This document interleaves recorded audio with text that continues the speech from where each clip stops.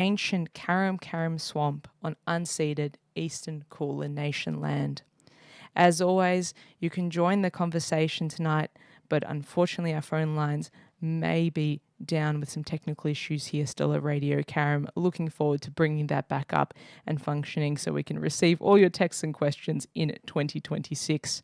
We are here for the last broadcast of 2025 and conversation number 119. Thank you to all our listeners and supporters who have been with us, who have joined the conversation, all our guests who have been sharing their lives, their words, their thoughts and ideas this past year of broadcasting right here live on community radio on station Radio Karam. We really appreciate your support. My guest and conversation partner this evening is Alec Tzannes. He is the founding director of Tzannes, a leading architecture and urban design practice based in Sydney, Australia. He established the studio's distinctive design philosophy with its emphasis on intellectual rigour, collaboration, sustainability, and a strong sense of ethics. Alex studied architecture at the University of Sydney and later at Columbia University, New York. He served as Dean of the Built Environment at the University of New South Wales for nearly a decade and is now Professor Emeritus of Practice. He established Tzannes in early 1980s and has grown to become a recognised leader in designing Australia's built environment, from homes, workplaces and institutions to large city-shaping projects. The practice's work spans beyond the architecture of a building, seamlessly integrating across design disciplines. Over the past 40 years, Tzannes' commitment to design excellence has been recognised with over 200 international, national and state awards in all the specialised fields of design that the practice undertakes. In 2006 to 2007, Alex served as the National President of the Australian Institute of Architects and in 2018 was awarded the AIA's Gold Medal, its highest accolade. Welcome to the program, Alec. Hello, Ilana. Thank you for doing these great programs. It's very good for architecture.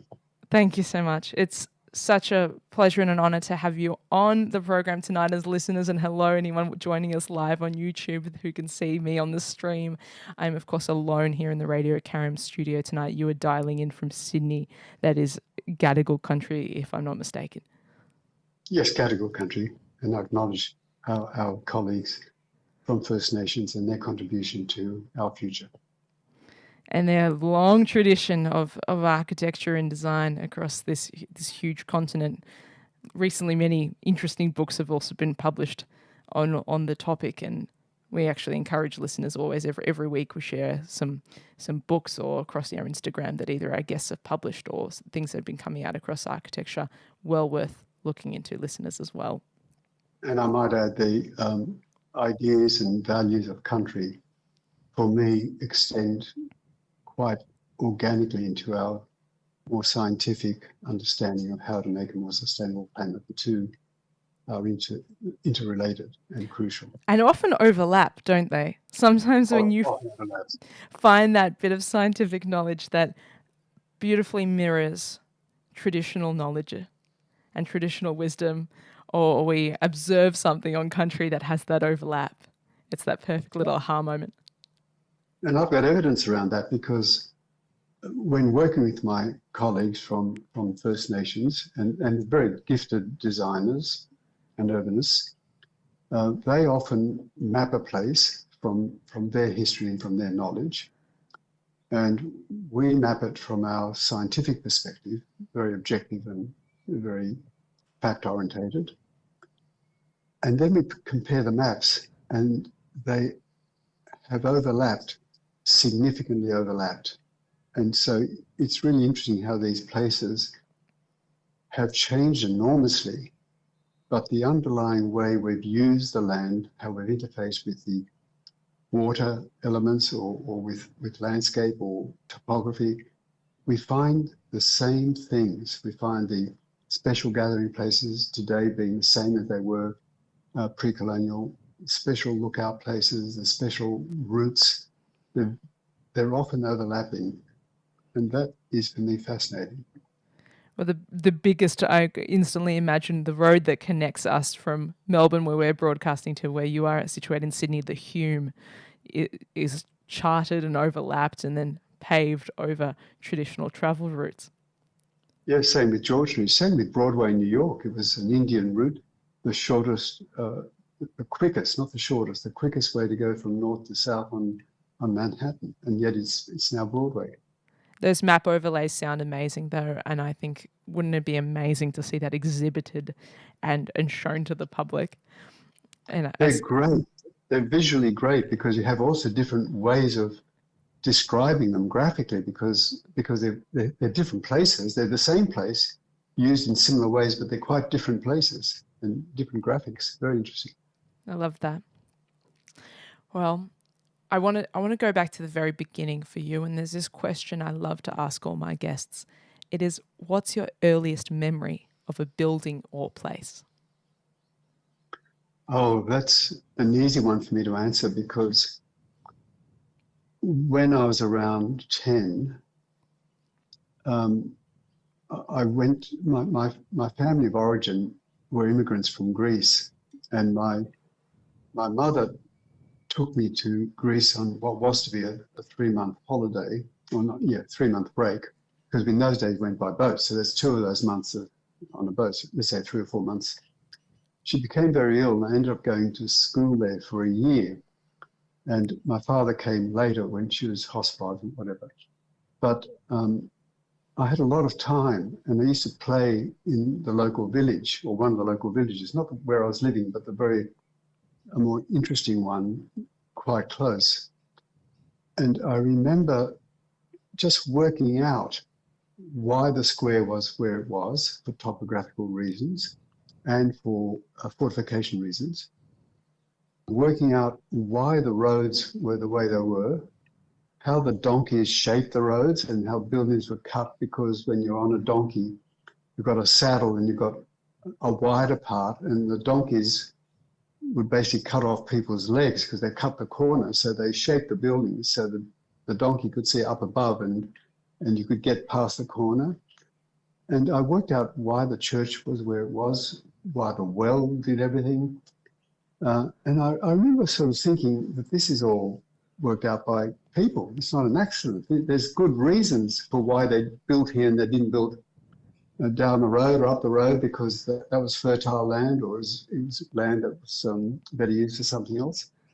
And so that memory was not just one experience. I remember going to the forts, and later I began to shape masonry so that it was thick, always useful, all the boys made use of, but they were angled to sort of cut out less attractive views of roads and still create a sense of calm inside. If it was a house, if it's not a house, something else would be important. And that was actually the way they built forts.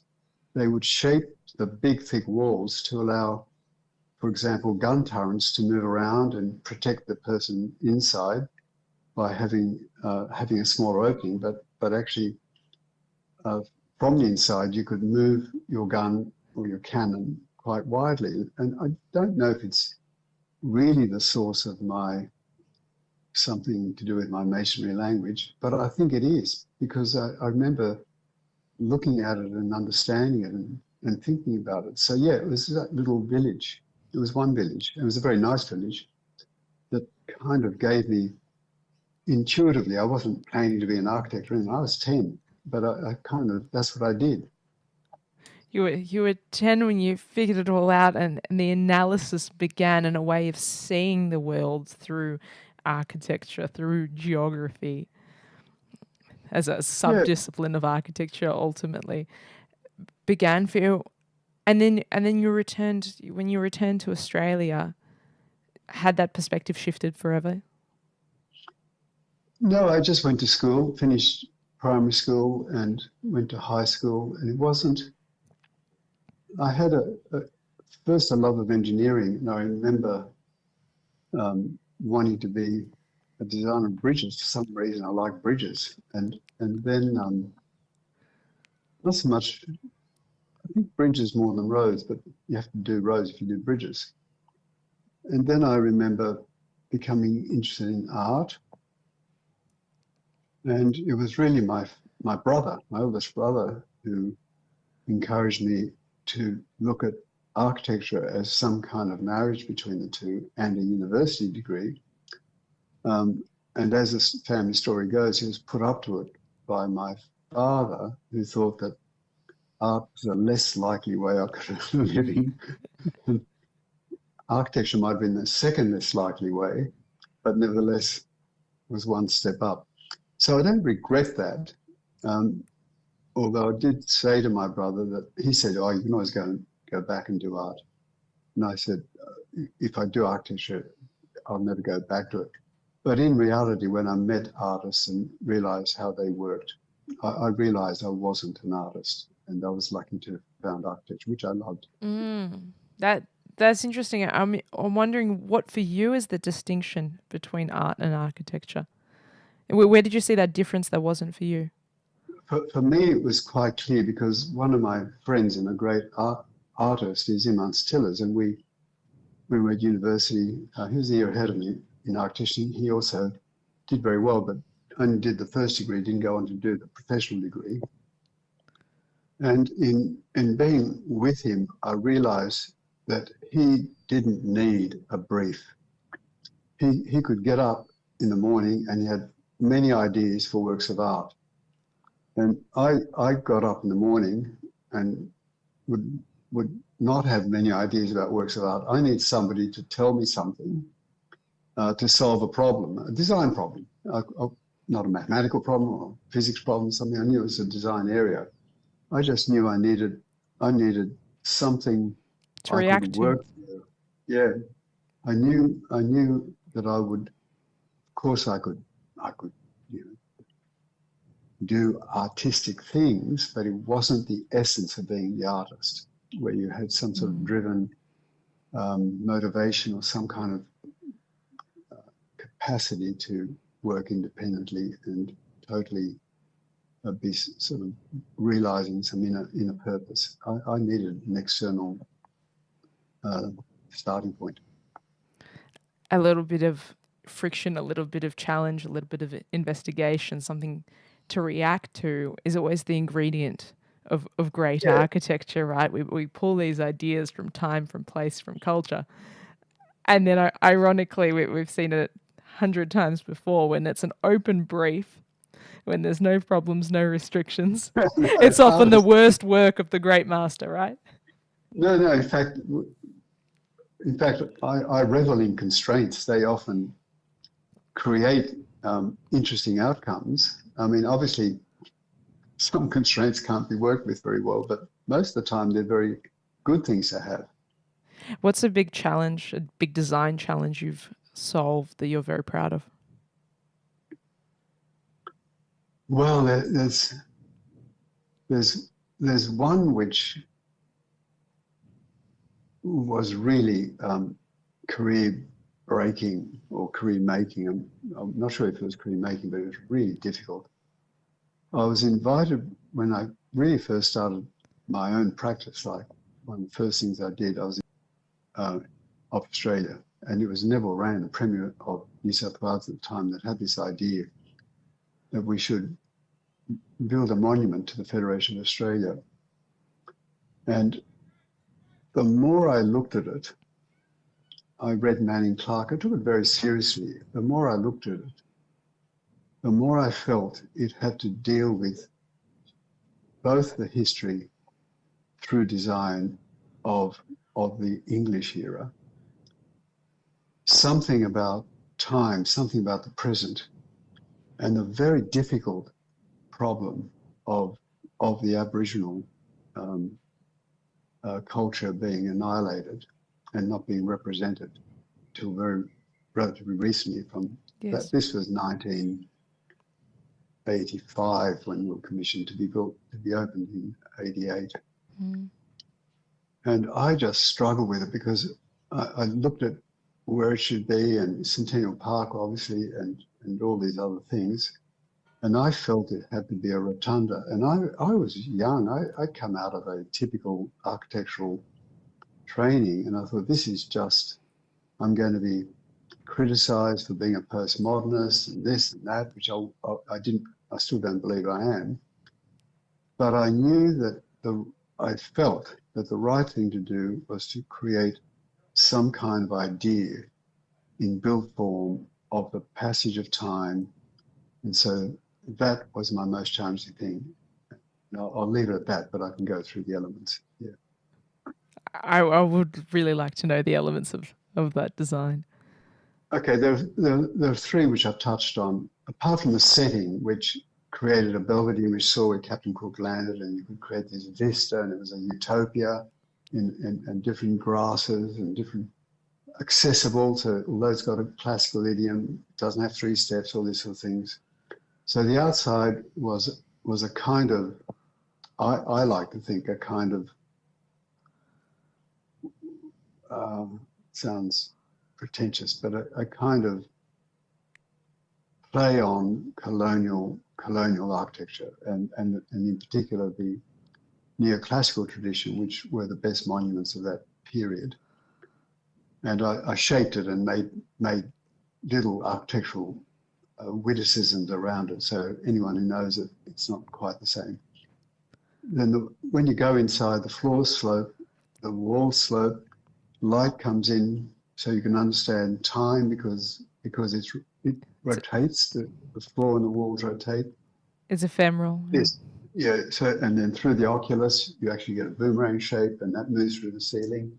So you get this, I like to think, get this sense of the present, which is kind of unknown, moving, and also alive, and also not classical. Mm-hmm. And so there is this sort of transformation, but solidly built. You know, it's about enduring values. And then I was lucky to be able to choose my long-standing friend, even though I was young, Ilana Razbash. I was allowed to choose an artist and gave him a brief, and he worked through a number of ideas which were great works of art but not relevant to the topic. But then he came up with this idea which I think was brilliant. And so in this rotating space, he created this white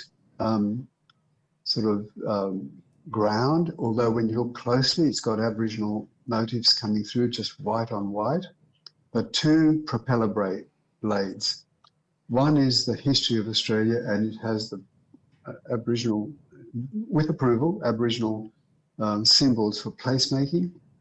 It has this androgynous, aggressive figure, convict-like figure, which was a George Baselitz appropriation, which is, you could say, is invading that kind of serene and beautiful place. It also has some Christian words, you know, faith, hope, and charity, and so on. So you've got that side of it. But on the other side, he had the scientific representation of colour, a colour chart. So what I saw is that the white is the emptiness, the unknown future, the country, lots to be done. And how it's done is by these 2 ideas intersecting, the idea of country, the idea of place, and the idea of human civilization, and the idea of knowledge-led change, the idea of scientific knowledge change into our actual history, not just that moment, and also giving some hope for the future and how to do it. And bringing all those ideas together that are sometimes disparate, sometimes opposing, but we bring that together, and that's the challenge of architecture and the great outcome of architecture too, that architecture is about ideas. It is about ideas, and that was, for me, a kind of nightmare to work through.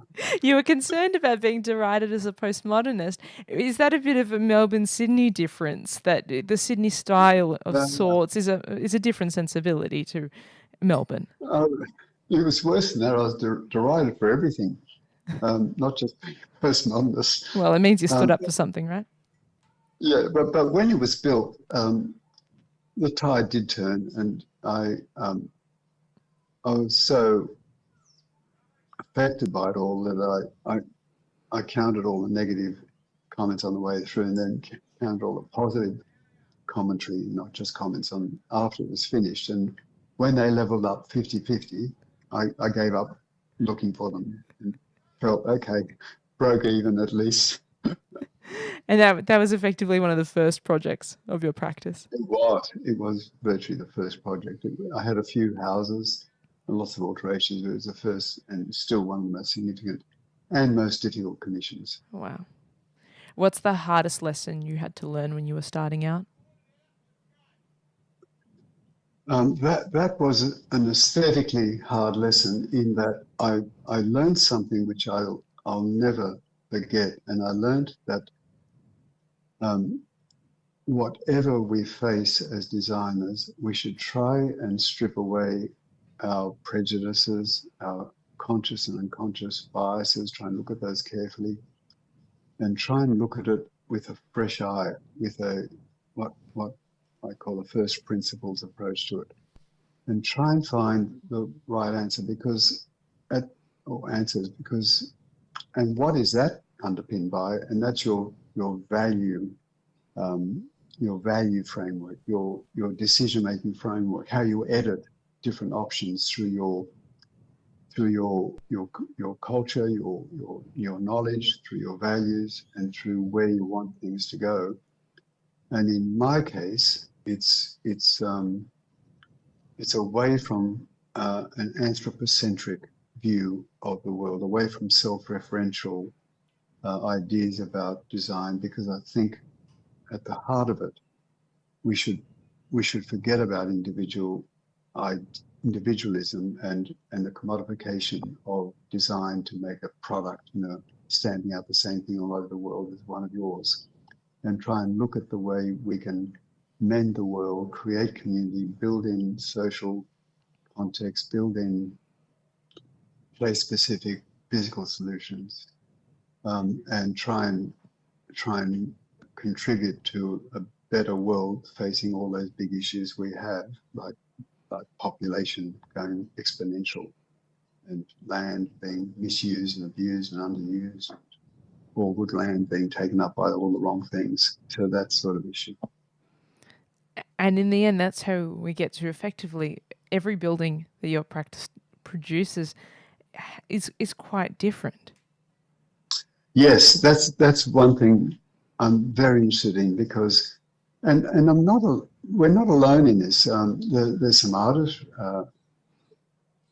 Richter from Germany. There's others too, or musicians who will play across the field very, very effectively, different typologies and different types of music. And so I love that about this approach, in that we have multiple languages, multiple ways of expressing ourselves. And the choice of how to do it is driven by the objectives that I've talked about. And so, yes, it's very interesting. Almost every project is different, and you can't really understand the design unless you understand the place in which it's designed for. And that, to me, is the key difference between a kind of commodity you're going to buy an ex-architect's building and put it there, versus you are responsibly, I'm sorry, I'm sounding very moralistic, or you're looking at contributing new build form which has got some other ideas behind it. At the same time, I just want to defend my colleagues who make remarkable and memorable buildings which are identifiable to them. I mean, that is a gift and also very important. I mean, as long as you achieve all the other things, I think it's great for a building to have character and to be distinctive. And I'd like to think we get that too, but we can't commodify it. You can't pick this. In the city of Sydney, I could tell you there's 7 projects, they're all different. What does good design mean to you? Good design is enduring. Good design passes a very good test, and that is that it's loved across time, across multi-generations. Good design functions well, minimizes maintenance, maximizes the use of these materials, many of which are never going to be usable again unless they're, well, unless we design into it dismantling, even destroying and repurposing, such as concrete. But essentially, the idea is to not. One way of looking at it, which I brought up before, is the ideal thing is to do ourselves out of a job. The building will never be pulled down; it just gets adapted and all that sort of thing. So that's good design. It's first loved. It's beautiful, and people love it. And so even though it might have needed change or a bit of repair, they don't pull it down. They want it. They want it to be part of their culture. That's good design. And not just buildings, objects, anything. We all have them, things that we love. You know, the shirt that we love that is worn out, it's sort of sad, but just have noble life. That sort of thing is good design. And that becomes the essence of true sustainability, when we're able to transcend all technology and all the gimmicks and all the tests and all the metrics and all the outputs. The building that stands for hundreds of years and is loved for and cared for and maintained and used and is part of the city and part of life, that's the most sustainable building that you could create. And really only in the last 10 years, and one of the first was the timber buildings, building into it the ability to be disassembled or recycled in the event that it does need to change. So how to do that is one of the challenges of contemporary design. You don't feel, though, that some of those questions of design for disassembly and perhaps even decomposition, if we look at some of the materials that our colleagues talk about returning to the earth, are at odds with the concept of an enduring, more permanent architecture? To me, it is on face value a contradiction, because I suppose it takes energy to pull it down and rebuild in some other way. It's better if you can just keep it. But it's not just the idea of keeping the object. It's enduring in the sense that we've kept the energy, we've kept the materials. So it's a more, if you like, abstract version of it. We are not, when it's not, it's certainly not going to maintain the integrity of the original artifact, but at the same time, we haven't thrown stuff away in landfill polluting some river down the track, and we've drawn out of it all the metals and the minerals and all those sorts of things, and maybe some parts that we can reuse. So it's got that kind of concept, not quite enduring in its form, but in its conception, it has I suppose, a conservative approach to materials. It's conserving.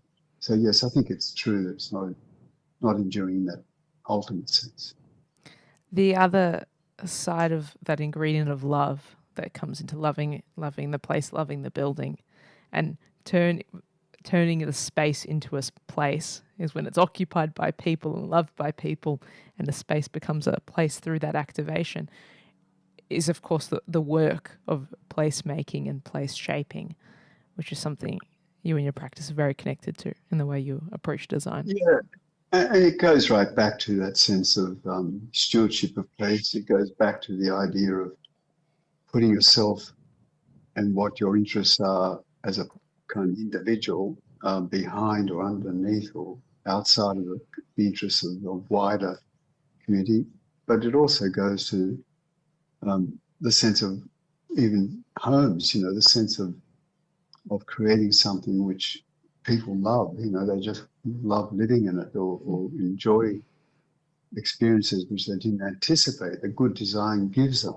I really love it when people say, I've been in the house 5 years now and I've just noticed something, that you did, and it's something that I didn't realize. And I said, well, we did talk about it, don't you remember? All those sorts of things. And because it does, that's deep design. I think that's the other concept. Deep design, I like that idea. And it goes all the way down to the detail and the relationship to the construction process. Everything, you've really got to know really well to get a good thing out. As architects, we really try to anticipate so much human behavior and design for it and shape it. What have you found to be the most surprising outcome of some of these bigger placemaking, more urban city shaping initiatives that have happened across your projects? Yeah, the element of surprise, that is a heart and mouth country when you come to conclusions from a design point of view that will not be realized until it's finished. And so, I mean, in a way, I don't want to dwell on it, but in a way, I was completely aware of this when I was doing Federation Opinion, that where the journey I was on, if I'd won the competition, which I happened to win, I thought, I hope I don't win this competition, it's going to be a disaster. Because you have to But build it. well, also I have to face all the criticism, which turned out to be okay in the end. But what I suppose I'm getting at is you are alone on a journey, designing something which will be experienced by people you may know, it might be your client in part, but other people you don't know, and how will they receive it? And you have to make considered judgments around those sorts of things. And so it's always interesting to see how people respond to, understand, interpret, experience, comment on the things when they're built. And so when something like Central Park, and that was the master plan was another trial by fire, because on a sustainability aspect, the floor space ratio the city wanted at the time was, it started at 2 to 1, and then they said it's too high, they went at 1.1 to 1. And my point was, density is very important to do well. And if you can't do density there, next to Central Station, next to Broadway, with all of the supermarkets on the road, and all the little village of Glebe, next to all these parklands and all these education and other facilities, good restaurants, all the rest of the nice heritage all around. If you can't do density there, you can't do it anywhere. You just can't do it anywhere, and that's wrong. These cities we have to use the land optimally to address urban sprawl as one of the critical values or critical way we can add value to a more sustainable future. Anyway, it's a long and terrible fight, and with community groups against it, and the minister believing in the argument, and finally approving it at a ministerial level over local government. And I was really surprised that it was well received, including by the same community, because it was dense. It's about the density of Manhattan, for example, and that's dense. As an architect, you must first and foremost have faith in your own idea and your own work and your own project, so you can drive it through, right? As you were in that instance, defending it, knowing that the outcome would be strong, and you'd, I guess, be vindicated of sorts when they did all love it. Therein lies, how do you have faith in the idea? And I think it has to be knowledge-led. It has to use the best people in this. We're often like conductors. We have very talented people, all the engineers, the artists, the landscapers, quantity surveyors, the developers or the government leaders who are conceiving the project, all these people. And so you have to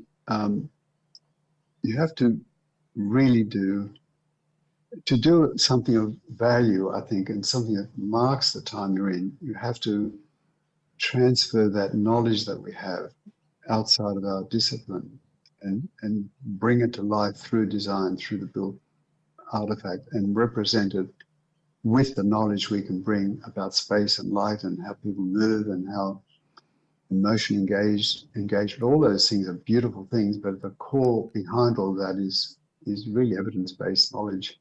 And so that is the best chance to make an enduring object. When you can back up your design decisions with facts, with truth, with science, with data. It gives me, at least, gives me the guts, I suppose, to say, well, no, I think there is a case here. We're not seeing it, and this is why. So, And then making that beautiful is the next step.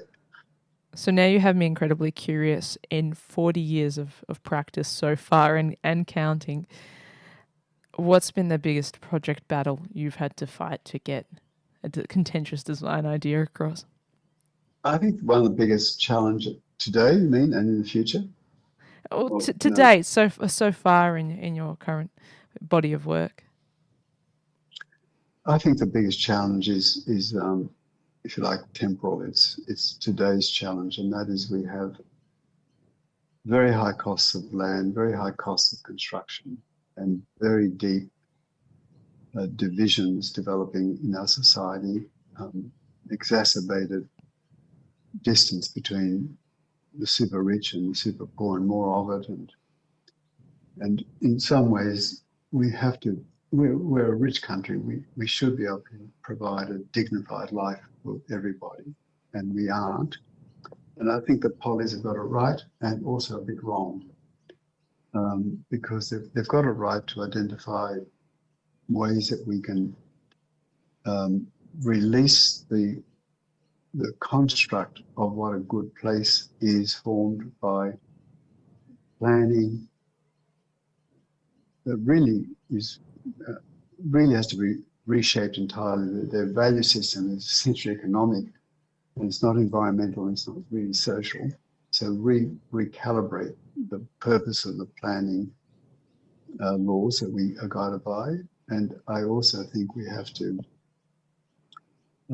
find ways of bringing a wider social group into our denser areas where the land is valuable because of all the things that we need, along with highly paid people. We need a lot of people to do other things, that need to live close, be fair and equitable, and produce Essential workers. Yeah, essential workers. And what I think they're doing wrong is they're allowing, they're creating, they can't do it without the market doing it for them, largely. They are doing some, they do what they can.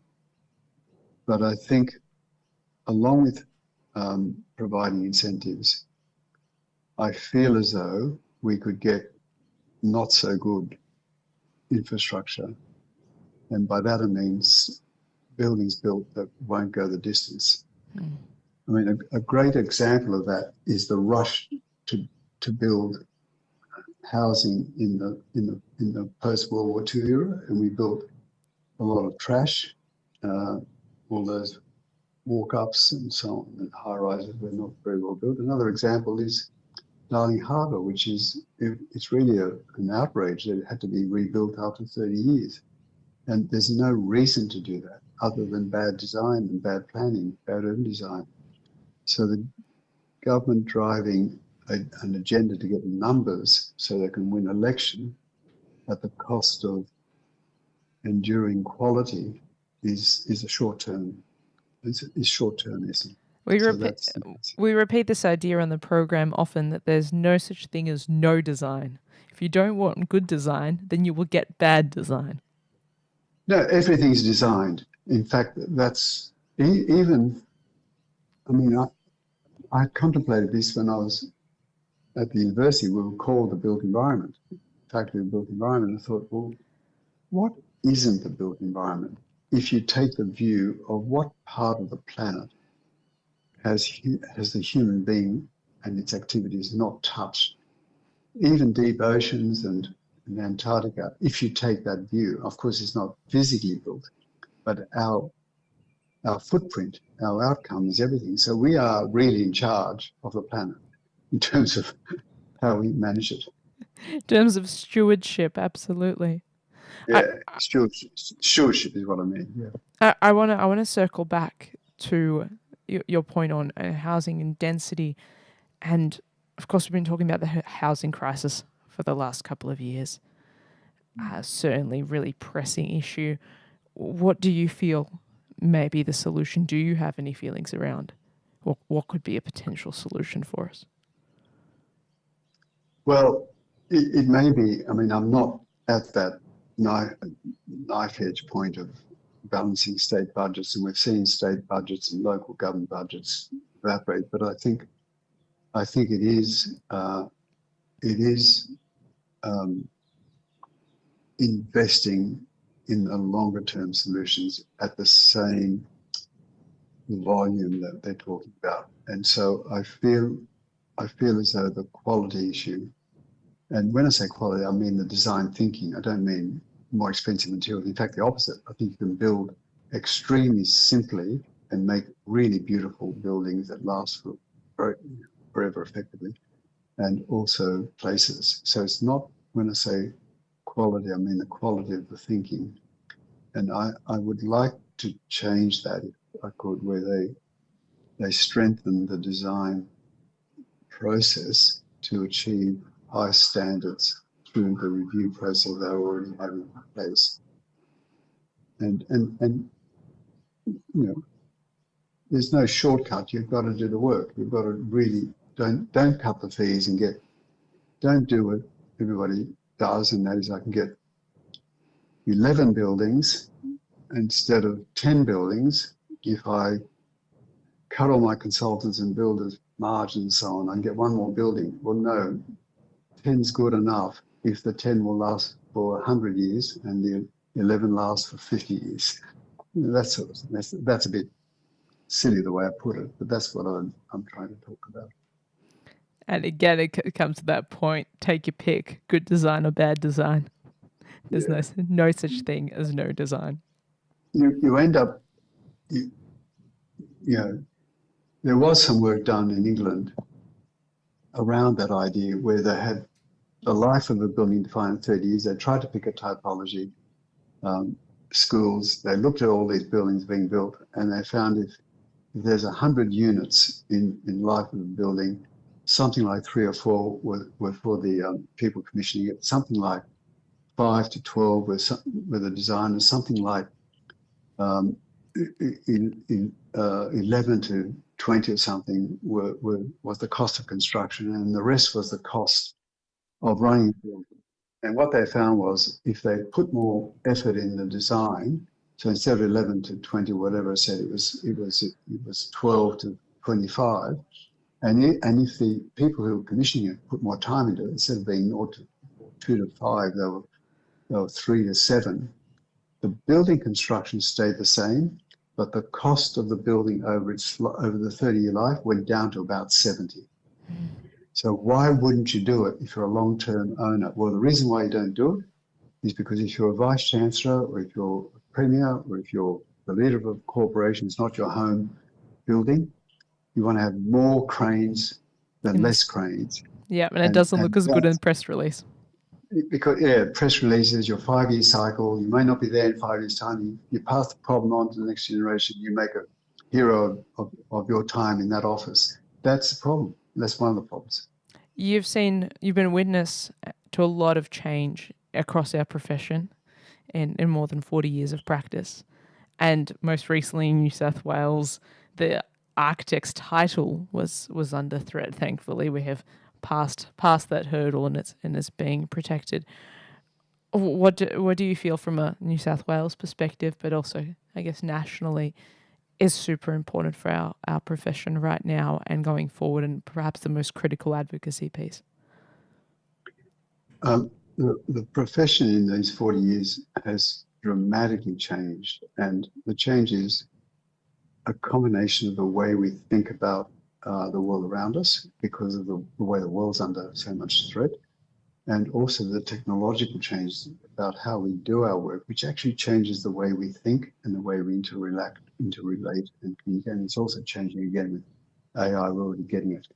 So I think what doesn't change, and what I'm very keen about, is that when we look at the architect and the way they've been, the knowledge they embody, that we feel trust and we value their contribution to the world around us. That we can look at the profession and say it's ethical, it's the one that's concerned most about these things that we're talking about, and they've got knowledge. They can help get us there effectively.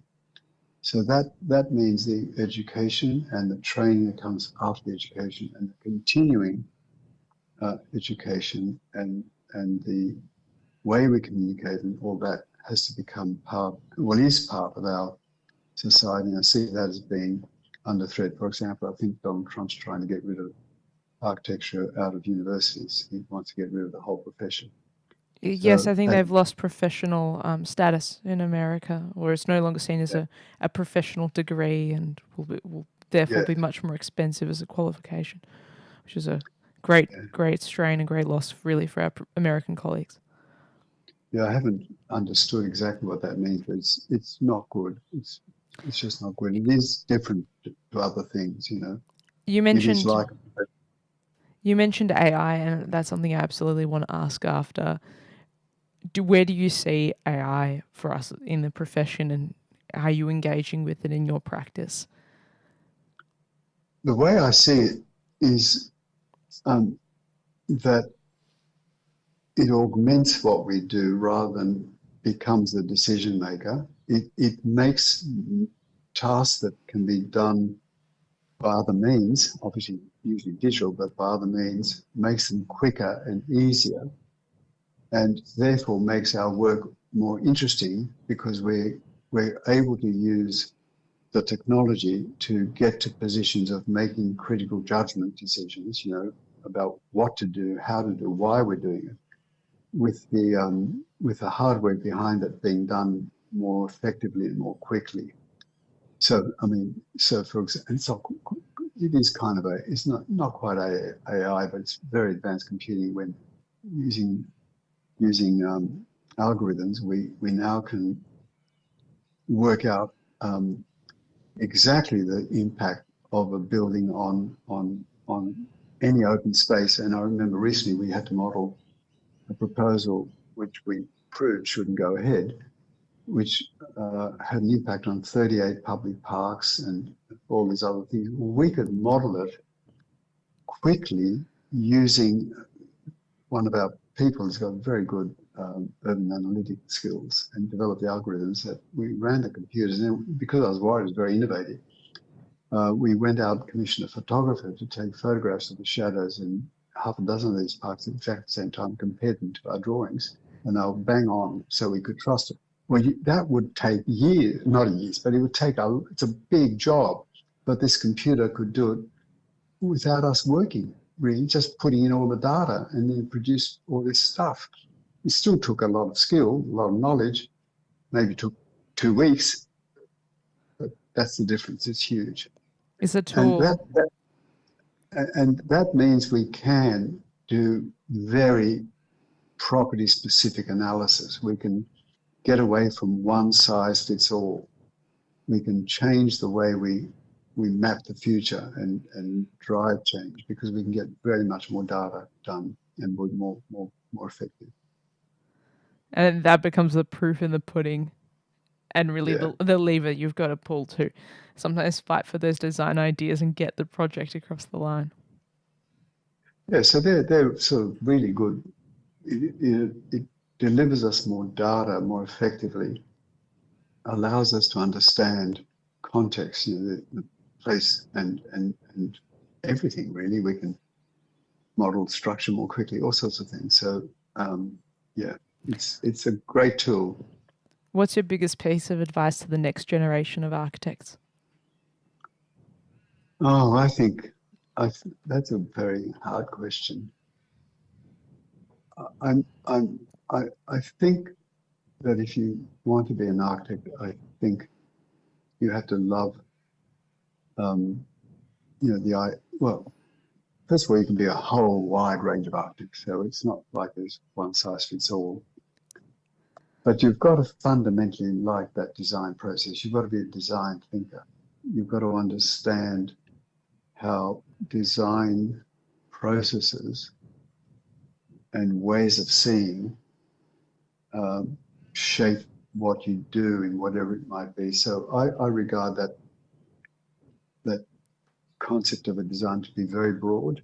I think you can design by writing words, by design thinking by doing what we're doing today, by a lot of different things. But if you want to be in that wide range of architecture, and I'll extend it to design, I think you've really got to think like a designer. And so that's probably gets you in. And then if you find something within that really interests you, just really go for it. Just try and make it your own, try and understand it very well. I mean, I just, and know the whole of history, not that you can, but what I mean by that is be wide. Go deep, but be wide. You might have one thing that you really are good at or want to be good at, but don't narrow your perspective. Try and stay wide. And be curious, because architecture is ultimately a generalist profession. It is a generalist profession, and we don't do the same thing almost any day. Everything is like from fresh. We're not designing a manufacturing process that can stamp out a building out of a 3D printer and it's the same program that does it all over the world. I mean, we can do that, but I think every building is unique in its time, its place, and its materials and so on. I wonder, who was your biggest mentor, and what's a lesson from them you still keep to this day?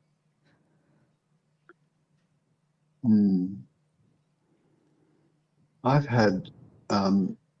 been fortunate to have a very, very good range of people. I would say that people like at my undergraduate at my University of Sydney, I thought the way of seeing design at the studios was very insightful and very thoughtful, and that was people like Glenn Merkin and Richard Pastry and others.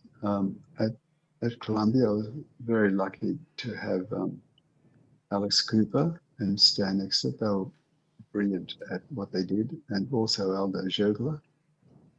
And then I've had these passions for different types of architecture, whether it be Georgian England, or whether it be Khan, or whether it be the Mies or Schinkel.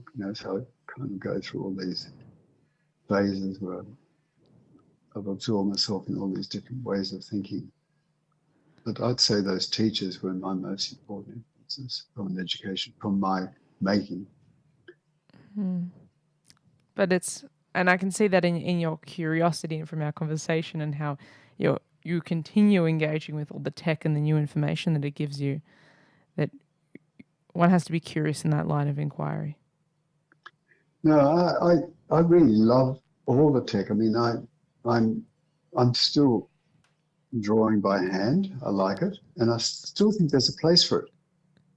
But at the same time, it's wondrous to be able to completely change the way you design, where you can construct the thing as a virtual model, and you're working from day one in 3D. I mean, that was impossible. I used to draw perspectives when I was first employed. It'd take me like a quick one might be 3 days, and then a big one might be 2 weeks. And cripes, now it's kind of working in 3D from the start. It's a miracle. I love it. So all those tools don't change for me. It doesn't give you a passport to a good building. You can do a bad building with all those tools. So the thinking is still the most important part, but all those tools are fantastic. Do you have a dream project or a building typology you haven't been able to explore yet? The mic was blurry. It's something about a dream building that I wasn't able. Do you have a dream project or a building typology that you haven't been able to explore yet? Oh, yes, there's a few. I've been so close and unsuccessful. I remember being the preferred design for something in the National Art School here at Taylor Square in the historic jail. And that for me is very special. Never managed to crack anything like that. We've had other things which have fallen over. Some quite important urban work at Circular Quay, which the state government stopped, and I thought that was really going to be beautiful. So there's disappointments. Every architect has them by dozens, but I've had mine. So I'd love to go back and do work again with my colleagues. It was a multidisciplinary team on Circular Quay. It needs it. It's desperate. I'd love to do that. Or other buildings. I love the complexity of working in existing places which have lots of complex issues. That to me makes it very interesting. I love that.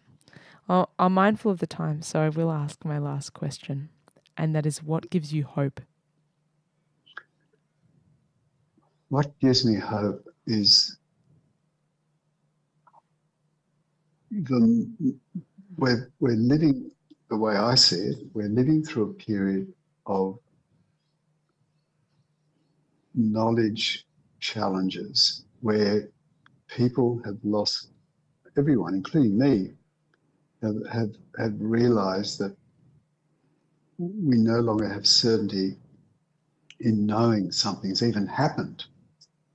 They may be medically correct or those sorts of things. And I'm hopeful that through the social media, like what you're doing, what others are doing, we start to focus on clearing what I call the fog and really articulating more clearly and more effectively core knowledge that is truthful and is reliable, so that people can then more effectively address some of these big issues. I mean, we've got the social issues that we've seen in Sydney, which are horrific, and some of the ways we talk about that is very confusing. Or I'll stick to my field and say that the whole area of sustainable futures is full of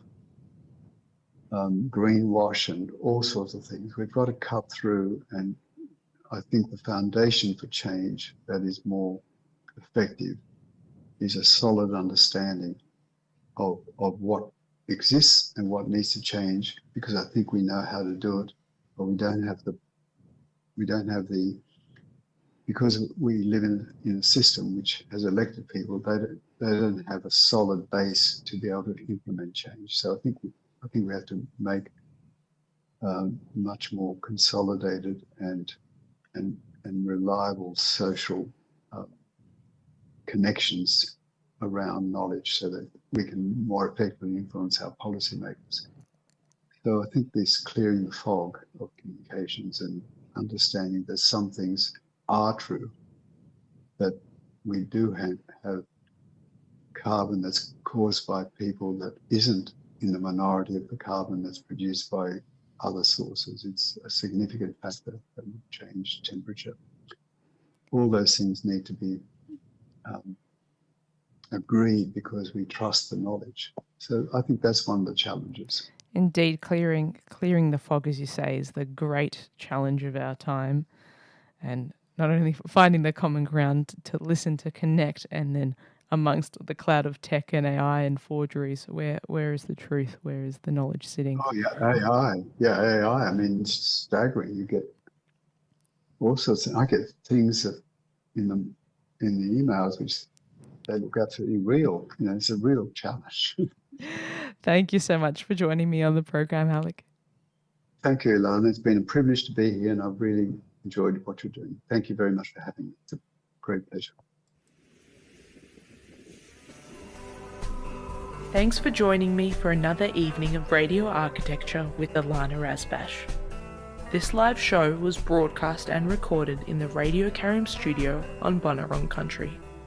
You can replay the show wherever you get your podcasts. Thanks for tuning in and supporting community radio. Take care. Hi, we're Sledgehammer Honey. You're listening to Radio Karen. Woohoo! Don't worry about a thing, 'cause Atticus Health will make you feel alright.